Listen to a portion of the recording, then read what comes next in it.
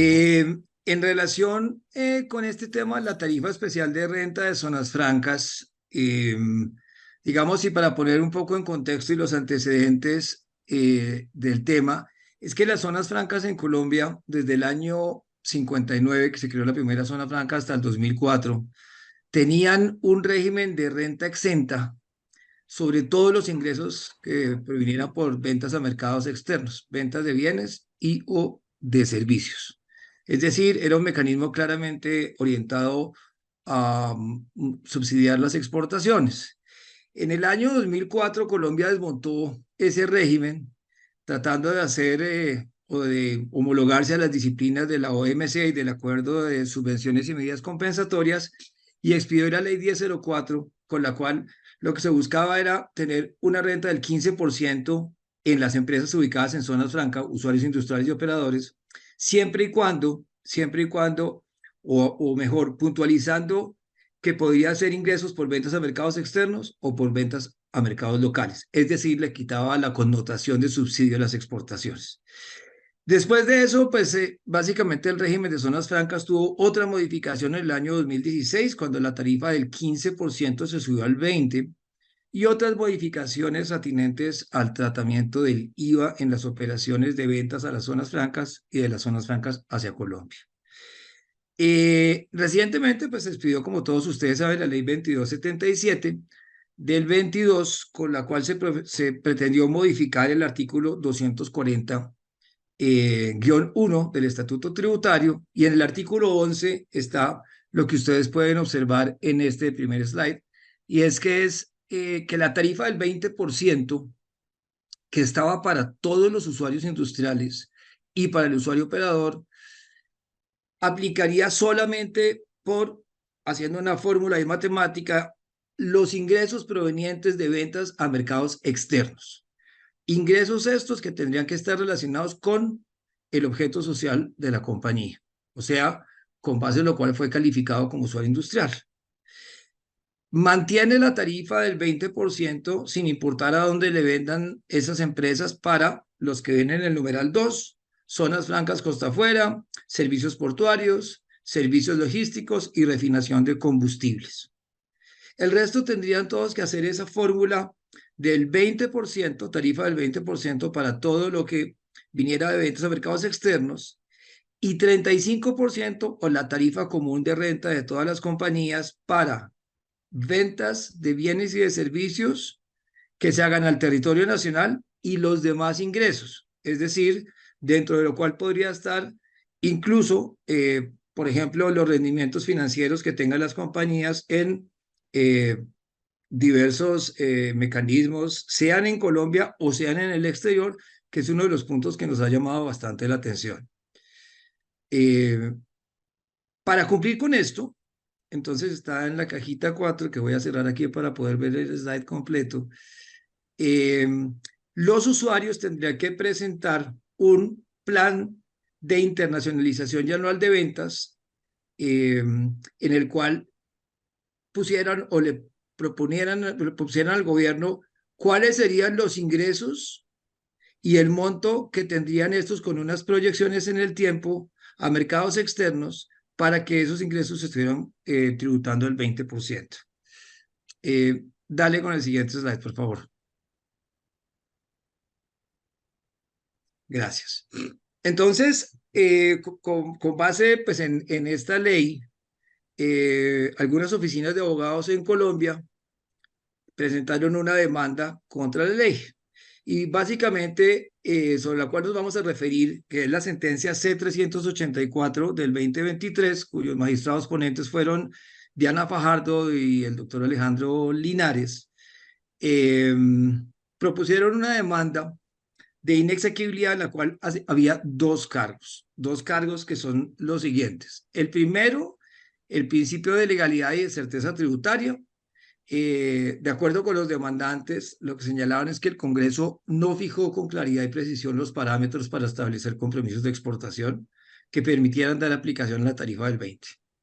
Entonces, básicamente con eso, delegó en el Ejecutivo regular lineamientos para suscribir y aprobar un plan de internacionalización, porque ese plan de internacionalización y anual de ventas debería presentarse al Ministerio de Comercio para que el ministerio lo suscribiera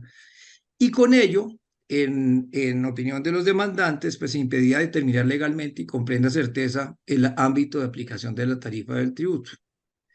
El segundo cargo se refiere a la presunta violación de los principios de buena fe y confianza legítima. Eh, el principio de buena fe está en el artículo 83 de la Constitución Nacional, en concepto de los demandantes, pues con esta ley 2277 en el artículo 11, lo que hay es un cambio súbito e imprevisible en las características de ese trato diferencial, un cambio que además no era posible ni siquiera prever porque las compañías se calificaron o fueron declarados o fueron calificados como usuarios con base en unas normas en las cuales no existía la connotación de exportaciones, que de hecho no podía existir, porque como mencionamos al principio de la charla, eh, toda esta modificación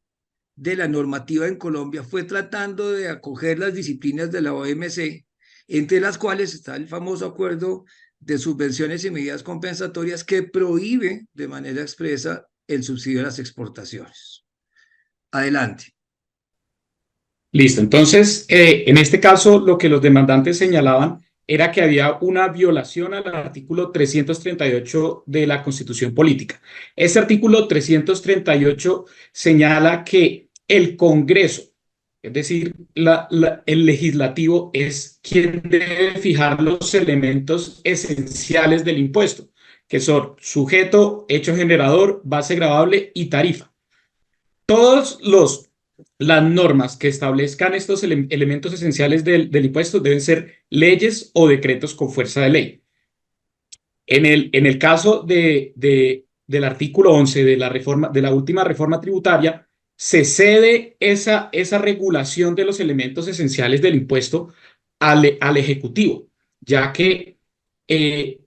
la aplicación de la tarifa especial de renta va a depender de la suscripción de un plan de internacionalización que se realiza con el Ministerio de Comercio, Industria y Turismo.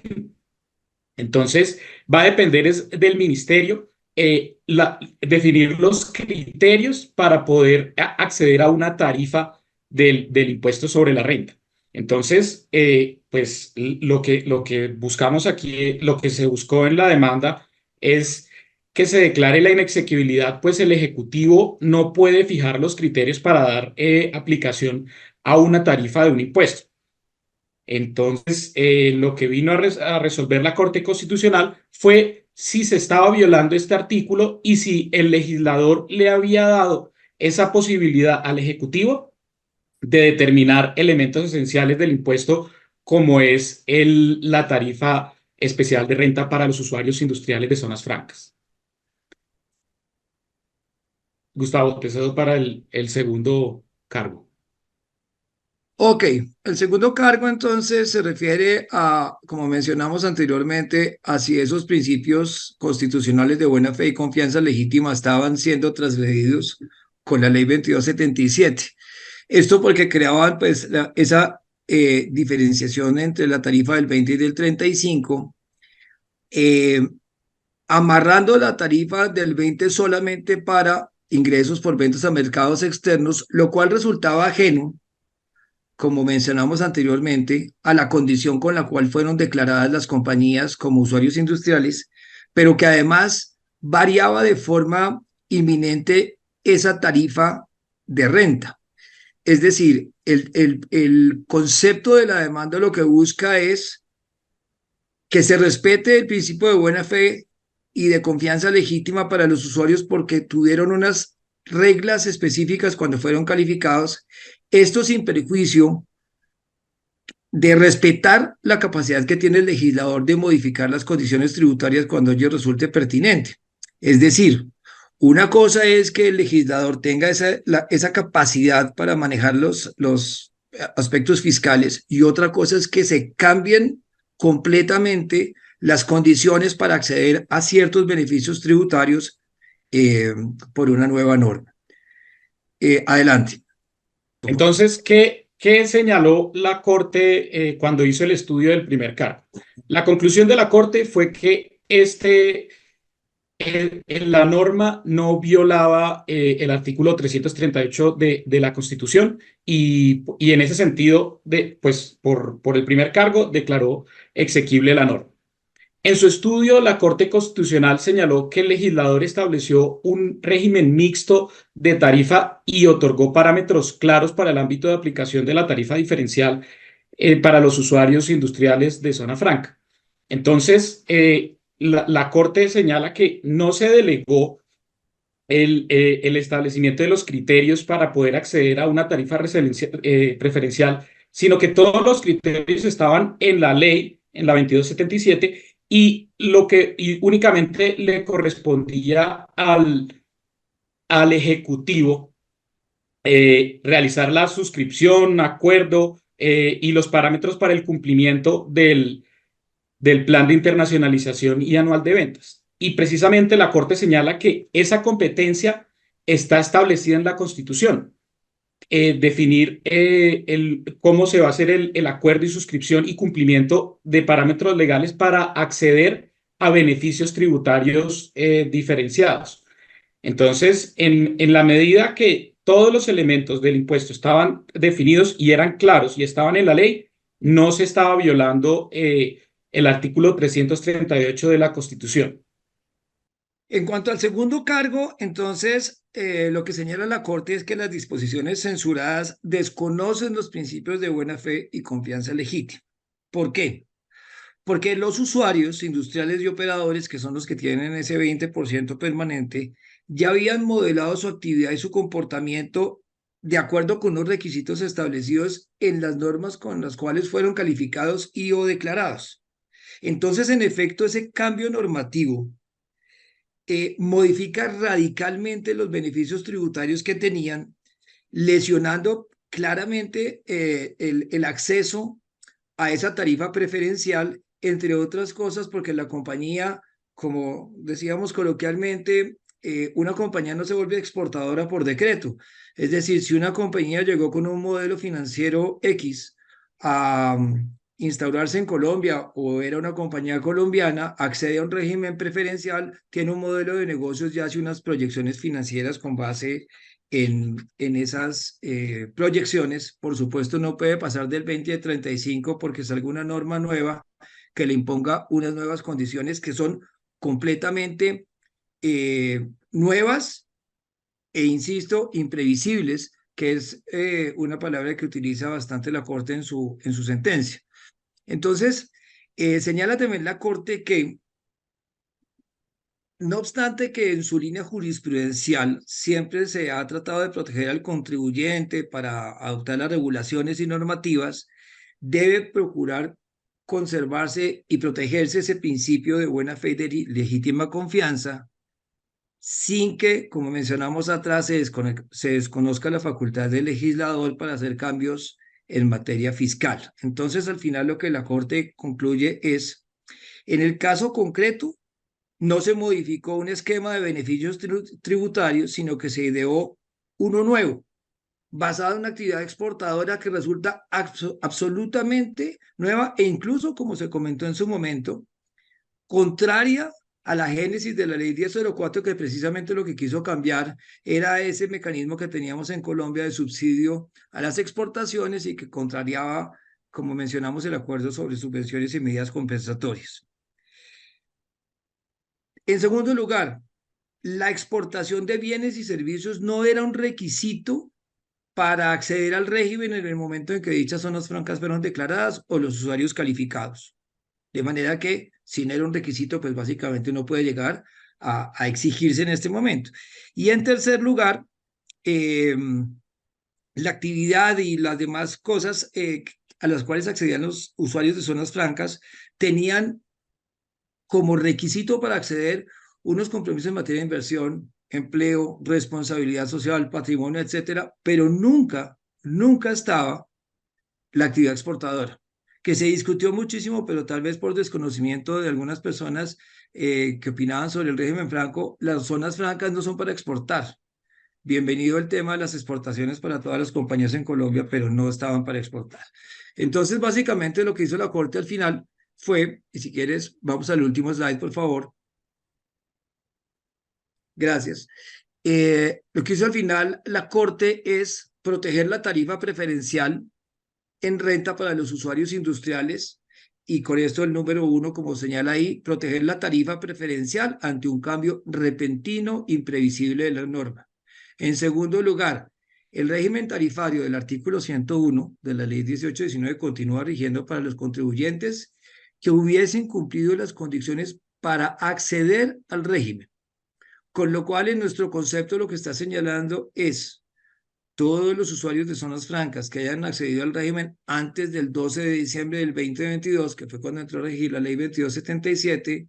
seguirán conservando la tarifa del 20% por todos sus ingresos, sea que sean a mercados externos, a mercados locales, que vengan de otras actividades. Y en tal sentido, entonces se declaran exequibles los numerales 1, 2 y 3 y el parágrafo 6 en el entendido, como mencionamos, que solamente aplicarán para las compañías que se califiquen o accedan al régimen después del 13 de diciembre, con lo cual lo que se está precisamente tutelando es que el principio de buena fe y la confianza legítima se mantenga para estas compañías. Seguramente vendrán discusiones respecto de qué pasa en los casos de prórrogas, qué pasa para las compañías que fueron calificadas 2 días antes, pero antes de la entrada de la vigencia de la ley 2277. En nuestro concepto, todo el que accedió al régimen conservará, incluido el tema de prórrogas, por haber accedido antes al régimen, y ya pues en otro espacio hablaremos del plan de internacionalización y anual de ventas. Y me parece súper importante, aquí me parece súper importante dejar el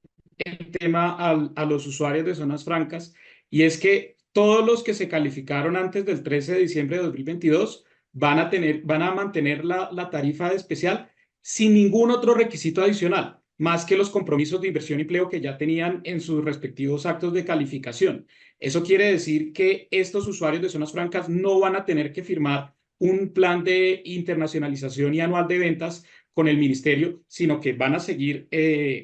manteniendo su tarifa especial sin requisitos adicionales. Estos requisitos de suscripción del plan de internacionalización y anual de ventas únicamente va a ser obligatorio para los usuarios industriales que se hayan calificado después de la entrada en vigencia de la ley, y va a ser obligatorio para acceder a la tarifa especial de renta, más no va a ser obligatorio para mantener aplicación.